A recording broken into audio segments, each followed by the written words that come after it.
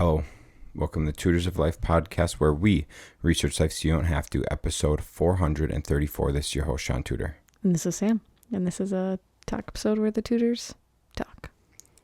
What is up? We're very quiet because there is a sleeping baby across the hall. There is a sleeping... Oh, hold on. Shh, don't worry. Are you scrolling right now? Hold on. I'm not scrolling. I'm looking at something. What's up? I'm working on turning up our microphones so you guys can actually hear us. Oh, sure. But I'm sure Sean's going to get excited at some point and start talking really loud and then wake the baby. You think so? Bet. Okay. What are you looking up, dude? Cool. No, so I saw this cool thing on IG today. And these folks, they get you with because it does the 10 slides thing, right? You know, there's 10 slides. Yeah. The first 5, I'm like, yeah, let's go. Then the last 5 is stupid. It's freaking do AI arbitrage or buy my app and do this. Yeah, do all that stuff. It's oh, shut up. But anyways, the cool thing, or what we've talked about on here before, and I was just hanging out with Adam, and I was talking to Adam about it. The average dad spends 1.7 hours a day with their kids. That's it? That's the stat. Who knows if it's true? You know what I'm saying? Mm-hmm. So the stat, I don't even know if we believe stats anymore. But the stat said in 1970, dads spent on average 2.8 hours with their kids. And that was usually with a stay-at-home mom. What's that face for? Oh, you woke her up. I'm talking quiet. You were talking at a normal level. Thank you. It was... Okay. So Sean doesn't know how to talk quietly. Sean just talks. Anyways, you can keep going. You sure? Yeah, she's awake, so. Whoops. So, in 1970, the average dad spent time with their kids was 2.8 hours. Now, it's 1.7 hours. And the crazy thing is, now, the mom and dad are both working in most scenarios. So it's when the dad was the single income earner and the mom was a stay-at-home mom, the dad was spending more time with the kids, which is kind of crazy. But then you have the mom at home raising the kids instead of a school, you know. And the whole reason behind this, I don't know if many folks have looked into this. They sold it as a women's empowerment movement. But really, what it was Uncle Sam wanted more taxable income. And so they were like, how do we get more income? Too easy. Women's movement, get women working, start a daycare. Now you have double the taxable income. Kids go to daycare, then kids go to a federal and state funded education system. So then the government, or then you're making worker bees instead of creators. Because it came out that the education was set up, I can't remember what president said it, but they're we aren't here for making creators and bettering people. We're here to make worker bees. We need more work. It was said in that realm of get an education system to build worker bees instead of creators and individual thinkers. because we moved from, and we've talked about this on here before too. We moved from a society of like a couple hundred years ago, 85% of people were self-employed, but now it's changed. It's I'll look up the percentage, but so the whole thing is like they started with they started having factories and things like that, and so they needed worker bees instead of like your normal self-employed person. So let me see, self-employment rate in USA. So approximately 10% of the total US workforce was self-employed in 2024. So a couple hundred years ago it was 85%, and now it's 10%. What is it? Yeah, 10% of the total U.S. population. So, yeah, I mean, they essentially wanted worker bees, so that's what they made. And so it's interesting to think. It's interesting to think how things are very intentional, but we believe it to be the standard now because we were sold it that way. Another thing, back in I think it was the 1960s, synthetic diapers were introduced. No families were willing to buy them because they're like, we'll just use cloth diapers because then you don't throw them away. Well, they ran a campaign convincing parents that kids sitting on the potty and learning potty training at 9 to 12 months is actually bad for them, and you should really be potty training your kids like 18 to 24 months. You should be waiting for them to be ready. You should be waiting for readiness cues, basically. Readiness cues, thank you. And so essentially what they did was, in a fellow swoop, they were able to make it so, the convenience, so folks started buying synthetic diapers. And then they also doubled the time that kids were in diapers. I mean, tripled, and then they doubled, and then tripled, and then quadrupled. Yeah. Because it originally started that you started potty training around 9 months. Mm-hmm. And now it's moved to like 2.5, 3 years, right? Now, yeah. 2.5 to 3 years is now like the average for potty training. I mean, now you're not even required to have your kid be potty trained to go into kindergarten. That's kind of crazy. But so, yeah, it's interesting how like, and people don't, it was really hard to know this stuff back in the day because there was usually like a couple media outlets. You got your TV, your radio, your newspaper. So you only knew what you were told most of the time, unless you were doing your own research in the library and stuff.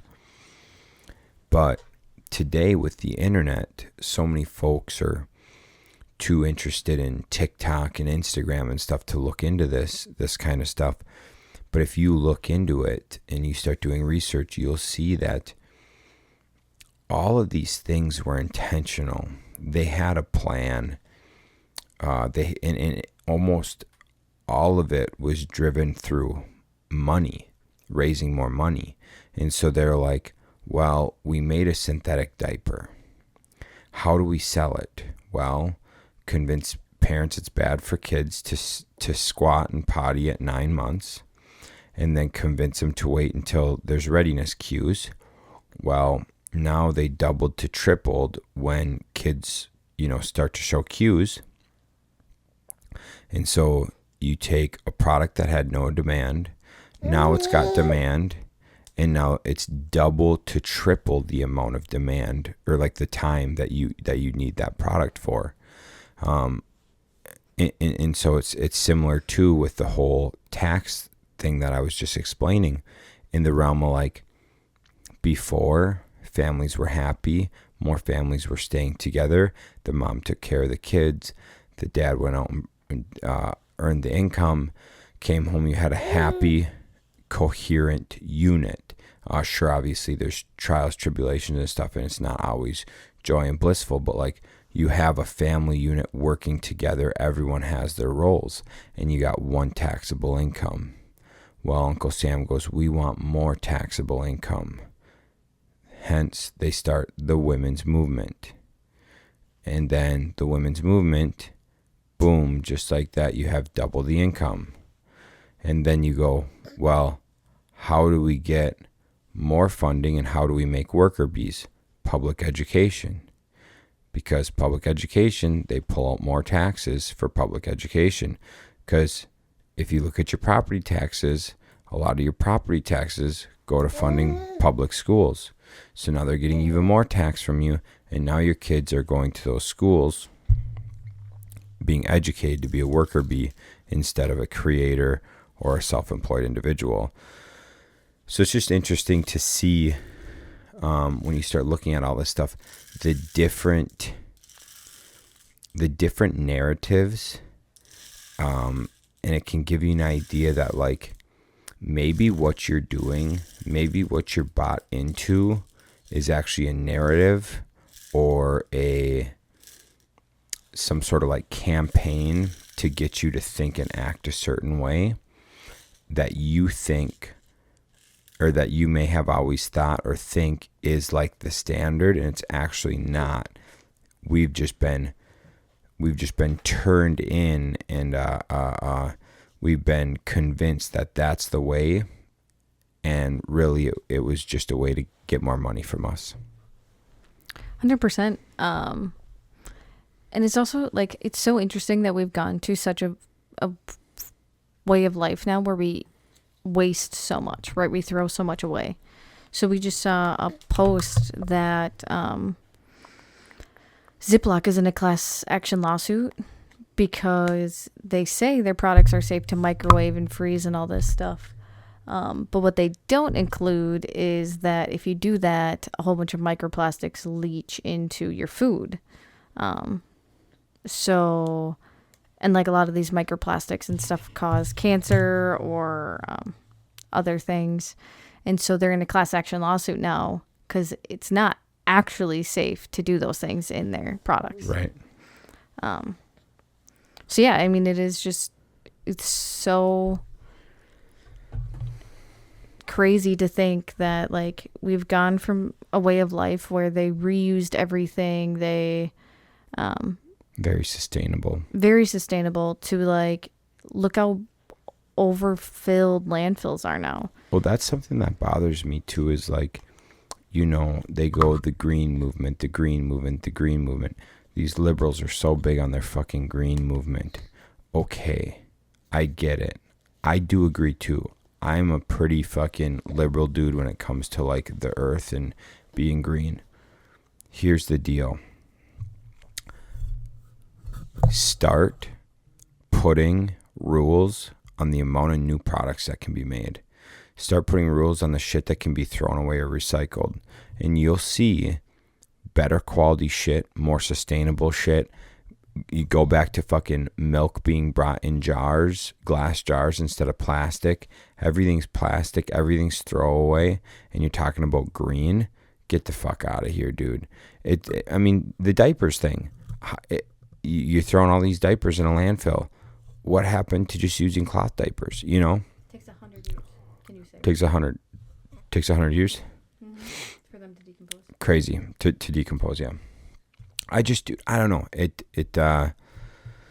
It's wild to me, the throwaway society we're in. Sorry, I have a baby playing on my microphone. Yeah, it is just, it's crazy what we have unlearned in such a fast time, like short time frame. Mm-hmm. Like we have lost so much knowledge and teaching and so much in the last 60 to 100 years. Yep. So yeah, it's crazy. It's just such a weird time, and it's so weird too because like you can't have a different opinion either. So like you can't do both, right? Like someone's always has to have their opinion of like, well, your child's gonna die because they're not vaccinated. Okay, thank you. How about you just be like, okay, that's cool. Like if you don't want to, that's fine. I'm gonna vaccinate my kids. That's fine. We can have different views. But No, we can't. No, it's just like, nope, because you don't vaccinate, your child's going to die. Okay, thank you, Karen. All right, dude. Oh, dude, hold on. It was the Rothschilds or the Rockefellers. I don't remember which one. Back in the 20s, they were big into like petroleum. And they started this new medicine, a petroleum-based medicine. They wanted to sell this petroleum-based medicine, but no one would buy it. Well, they were huge in the petroleum world and the gas world. So they're like, okay, well, they funded like John Hopkins and some other very big universities, like Stanford or some shit like that. Yale, it might have been Yale. They funded these big colleges, and they said, well, if you want to keep our funding, you will stop treating normal, like the regular, like what they used to have as regular health, holistic health, stuff like that, natural remedies and stuff. You'll quit teaching that, and your new curriculum will be Western medicine, which is petroleum-based medicine. So if you want to keep your funding, that's how your curriculum will change. So they changed the curriculum to that. So everything they started teaching at the university was petroleum-based medicine and Western medicine. And they did this because they got money to do it. And so they threw away all the natural remedies, all the natural medicine, replaced it with Western medicine, which then allowed the family to profit massively because now they had another source of income. They weren't just selling oil, they were now selling petroleum-based medicines. And so it made them even more wealthy. And so that's how we got Western medicine. And yes, there is time for Western medicine. No freaking doubt. I'm not going to deny that. But it's like they literally threw out the standard curriculum of healthcare that they taught forever, that the natural healthcare forever. They threw it out for money. They corrupted for money. And so dude, you can't tell me that natural remedies aren't the answer the majority of the time. That's how it's been forever. But we just threw it out. They threw it out for money, for funding, because a big petroleum company wanted to make more money. I think she's tired. Think she's tired? Oh, yeah. So yeah, it's just, it's more stuff. It's always more stuff. And folks don't question it. Not enough folks question it. Not enough folks look into it. It just blows my mind. It blows my mind that like the average person doesn't know these things, doesn't look into these things. Like you get a doctor who goes to school for 12 years and doesn't even know that this, like what they're learning was all made and started out to make profit, not to help people. Less than 100 years ago to just make profit, not to help people. It's just bonkers to me. But you had no? Yep. All right. I don't even know what to keep talking about. Well, you can end it then. It's too early. Okay. So let me think here.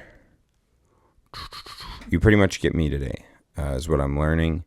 And I'm sorry if you don't enjoy it. So we went over the income. We went over that. What do we got next? Been been having fun in the world of construction. Code on commercials a bitch. I think we've talked about that a little bit. So that's kind of dampering us in a couple realms. So that's kind of fun there.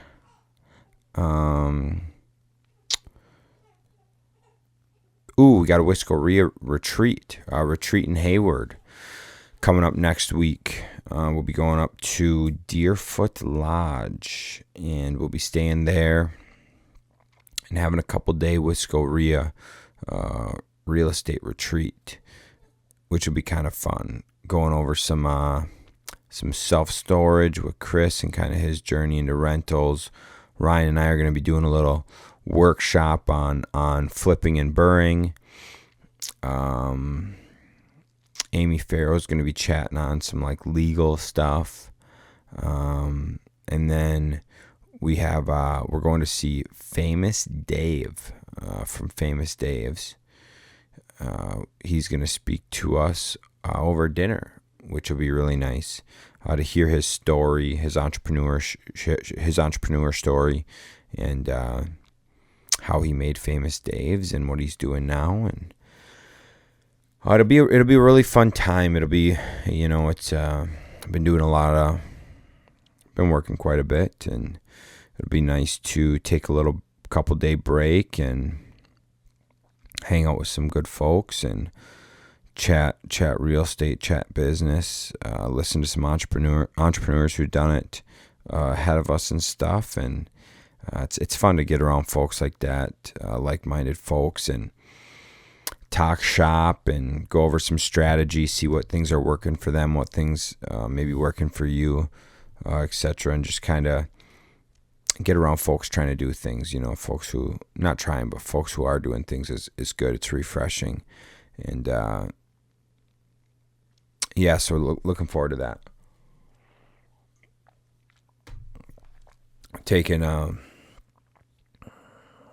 Been doing some golfing lately. That's been fun. We're golfing this weekend. Got a tournament next weekend. Been doing quite a bit of golfing, which has been a lot of fun. I'm getting a lot better at hitting my driver and not slicing, which is very good. So, boy, it's a fun sport. Fun, stupid sport golf is. The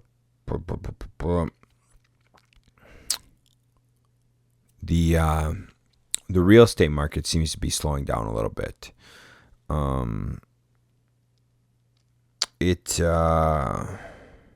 Stuff seems like it's sitting a little bit longer. Not as many offers coming through. Granted, it's around school time, so kids might not be. Sorry, with kids going to school and stuff, I'm sure a lot of parents aren't house hunting right now, which makes a ton of sense. But yeah, things have slowed down a little bit, and prices aren't as high. I've seen a lot of houses being listed. I like seeing that. I like seeing houses being listed. The supply is definitely up. Definitely stuff over 500, like over 450,000. They're starting to get quite a bit of stuff on the market. So it's fun to see that. It's fun to see, but it also sucks because I know going to sell, that's going to be something that's tough for us. Is like selling will be tough. However, as long as we make it right, move in ready, stage it, etc., price it competitive, it'll move. But doing that, it doesn't leave you have to start getting these properties at a really good deal, because you got to factor in your staging, you got to factor in some extra holding costs, you got to factor in doing all the finishes to make it move in ready. So you really have to start getting them at lower prices, which when there's a higher supply, it's easier to get at a lower price. So that stuff's really, really good. It's fun. It's interesting to see. I think I liked it more when shit was selling like hotcakes, because it's just guaranteed fucking money. But you can't always have a hot market, so that's all right. But yeah, it's good to see. And yeah, market's slowing down a little. And flipping's been fun. We got a house on the market now, another house hitting tomorrow, and we should have another house in about 4 weeks. And so it's going to be nice to offload some of our inventory. We got a lot of customer stuff coming up, so we'll be able to stay pretty busy doing that and keep rolling with that, which will be pretty nice. But yeah, I don't know, I went and looked at a place today, and I chatted with a friend about it, and it just made us a little nervous. It's a market we're not too familiar with. Things are slowing down a little bit and stuff, so it's like hard to make an offer, on something that you're not too sure about. So I don't know. I don't know the answer. We'll just keep flipping. We'll keep flipping until it doesn't make sense, and we'll keep rolling. But a lot of new houses going up. A lot of new like spec homes being listed right now, and they're like low to high fours, and I'm kind of interested to see if any of those move. It'd be interesting to see if those move. I wonder what else there is. What else have we been up to?